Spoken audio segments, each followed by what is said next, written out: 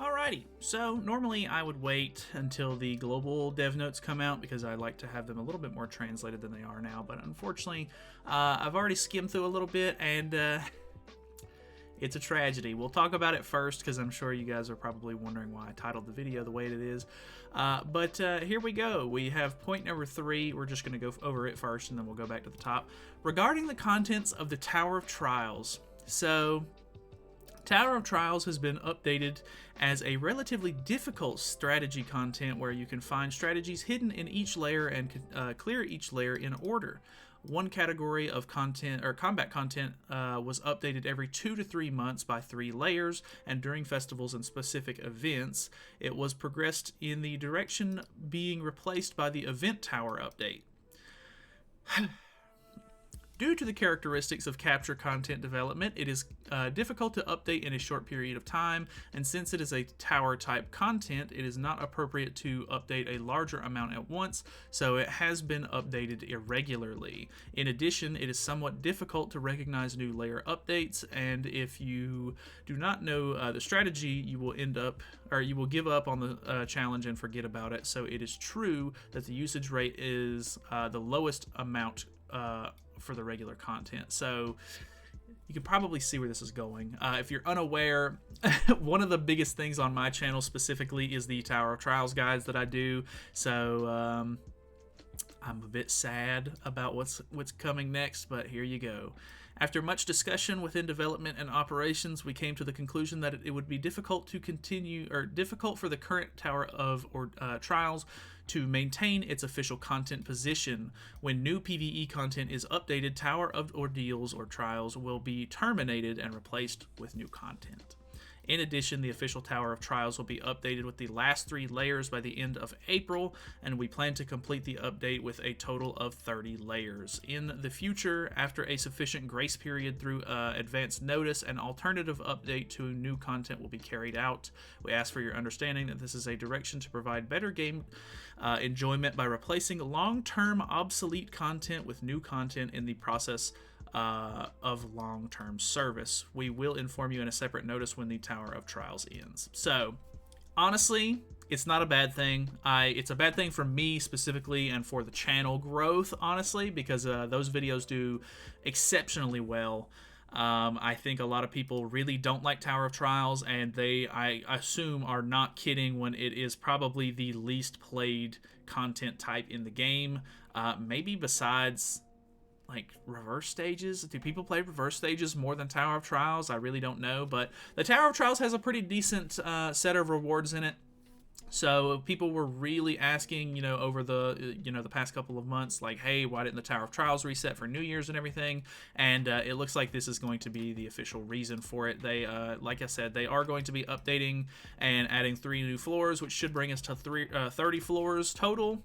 And then I assume after several months, probably they will end up just getting rid of Tower of Trials completely, which honestly, it's fine. I think most gacha games and mobile games in general sort of have like a tower style game mode where you sort of work your way up through floors, but the Tower of Trials rework that they did from the original one where they just ran a new season every once in a while, that one was honestly fine. It was a little boring, but at least you got pretty decent rewards out of it pretty regularly, whereas with this new one, you really have to have specific characters, and there's really like dumb sort of like gimmicks that you have to work around, and you also have to play it like over and over again to realize the gimmick, and sort of just it's just a mess. It's really not a whole lot of fun.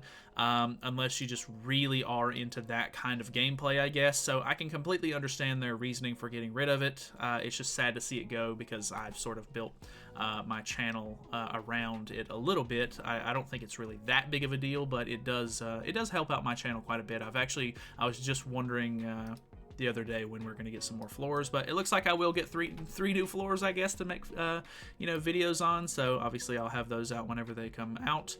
But yeah, let's go over the rest of the patch notes really quickly, and we'll see what the rest of the dev notes have to go over. So obviously, hello everyone, I'm QP, the producer of 7 Deadly Sins Grand Cross. How are you doing, players? A warm spring has arrived. The seasons change every year, but I think the reason I'm particularly happy in the cold winter is over and the warmth and vibrancy of the spring comes. So I think we should do our best to leave Grand Cross as a happy existence for everyone, like the spring that always comes. Okay. In this developer's note, we will tell you about the newly arrived 7 Scourges update, which is, I'm assuming that's what they're titling the new story content for the 7 Catastrophes. Information about the new content currently being prepared and details about improvements. So let's get started with the March dev notes.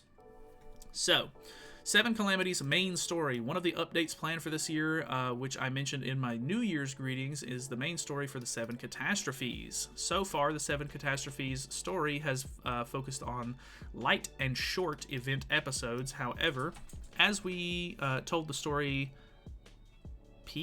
piecemeal through events, it fell short compared to his early role as an antagonist of Gracklow to the Call of the End of the World. What is this? There must be some sort of like backstory to the 7 Catastrophes that I'm unaware of that it's trying to talk about that I'm just completely blanking on. I have no idea what it's talking about right here.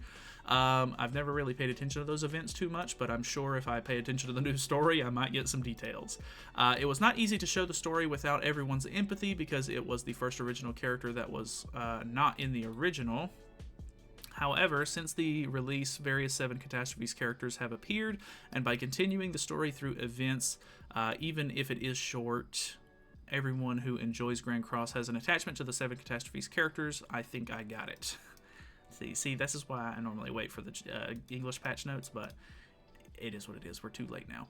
I would like to show the 7 Catastrophes story through the main chapter in order to show a unique charm and deeper story as much as I became a 7 Catastrophes character that is loved by many people. In this main chapter, we plan to expand the story unique to 7 Catastrophes, which continues from the Halloween event story that was held in the past. You will be able to see hidden stories for each member, as well as their friendships while facing powerful new enemies who have visited 7 Catastrophes. In addition, new characters who are in the conflict of 7 Catastrophes will also appear in turn. So, I'll just go ahead and read this last part too. Chapters will be added to the 7 Catastrophes main story during the 7 Catastrophes special update. Please look forward to the story of 7 Catastrophes in the future. So basically, now I guess we're going to have some sort of rotation going. I don't know how often these 7 Catastrophe stories are going to be coming out, but it's a decent way for them to sort of like prolong the game a little bit. I'm sure they're probably wanting to wait until the 4 Nights of the Apocalypse stuff gets animated and everything before they actually start moving into that as story content for, Grand Cross. So this kind of gives them a little bit of leeway. They can kind of, I guess, prolong things, whether you like that or not. It seems to be the way that they're kind of going. We obviously are getting this new 7 Catastrophe story. We already have a Ragnarok story that's going. We get chapters for that every once in a while, I think it's supposed to be every 2 months or so. I'm not exactly sure on the timeline for that. And then we obviously have the regular main story stuff for Grand Cross for the 7 Deadly Sins that sort of comes out with normally each festival update, and then every once in a while they'll release a chapter if there's not a festival soon enough. But honestly, seems kind of cool. I'm really digging the new Roxy. It seems like they put a lot of time and effort into her. So yeah, apparently we're going to be seeing some of the enemies of the 7 Catastrophes and potentially some friends as well who are not 7 Catastrophes but might be summonable characters potentially in the future. So that could be kind of cool. Obviously, if you're into that kind of thing, very cool. If you're not, then might be in it for the long haul. Or maybe not. Who knows? Second point, about new content development. I will also like to inform you about the general direction of the new PvE content that I briefly mentioned in the New Year's greeting. The concept of the new PvE content that is being newly developed is currently set in 2 major directions. We are developing with a focus on the fun of thinking about various combinations of characters, so using a lot of characters that you have in your box, of course, and the fun of finding ways to use optimized characters against various formations. So that's probably going to be more like using specifically like high-end festival, like crazy characters to beat something more difficult, I would imagine. So kind of like the demonic beasts, I would think. We are considering various combinations of new content that we are preparing, and we are considering PvE to experience the compatibility with each strategy, and we are considering a form that can be easily challenged within the burden and frustration of defeating experienced in existing content. I think you can play. So I think that gargled mess is supposed to be him saying that he's trying to make sure that it's accessible to more people and not just insanely difficult stuff. So that is good. We hope that this will allow many players to experience the strategies and compatibility of combinations that utilize multiple characters, and that they will be able to take advantage of that experience to create content that can be challenged. Okay. We are still adjusting the specific direction of the new content, and we are doing our best to present it to everyone. We will keep you updated on the progress through future developer notes.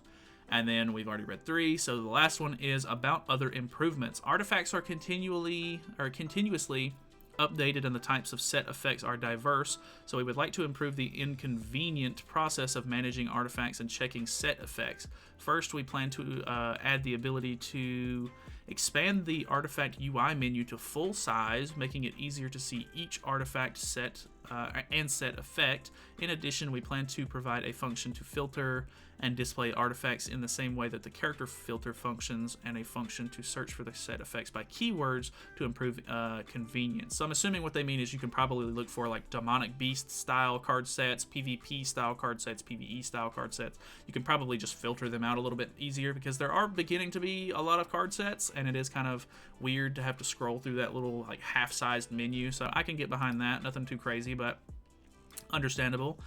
In addition to the artifact UI improvements, we have considered many improvements received from players and are preparing to apply them to updates. I kind of wish they would have been a little bit more specific on that. In this developer's note, we briefly introduced the update plan for the 7 Calamities story and the direction of the new content we are preparing. We will continue to do our best to continue to strive and satisfy our players. Thank you from the Grand Cross team. Thanks for your continued support for Grand Cross. But yeah, I don't know. Honestly, not a crazy dev note by any means, of course. Very, very unfortunate that they are getting rid of the Tower of Trials for me specifically, just for content reasons. But honestly, I really don't. I understand the direction and the reason why they're getting rid of it. It's completely understandable. I'm sure a lot of you will probably like the fact that they're getting rid of it, because it kind of sucks. It does. It's not really great. So that's pretty much it. Thank you guys so much for watching. Hopefully you guys enjoyed the video. Feel free to subscribe, all that good stuff. See you in the next one.